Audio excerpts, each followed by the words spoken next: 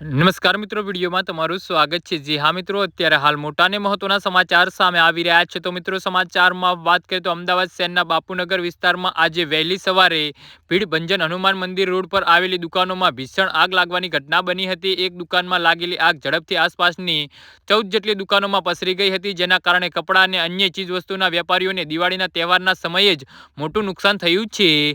જી હા મિત્રો, અત્યારે હાલ મોટા અને મહત્વના સમાચાર સામે આવી રહ્યા છે।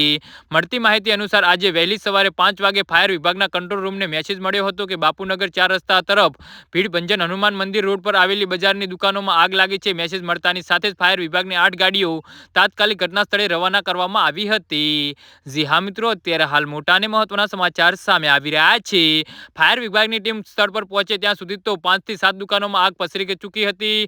મોટાભાગની દુકાનો કપડાં, ચંપલ અને અન્ય જ્વેલર્સી વસ્તુઓથી હોવાના કારણે આગ ઝડપથી એક બાદ એક દુકાનોમાં પ્રસરી ગઈ હતી। ફાયર વિભાગની ટીમે પાણીનો મારો ચલાવી લગભગ 1 કલાકની ભારે જહેમત બાદ આગને કાબૂમાં લીધી હતી।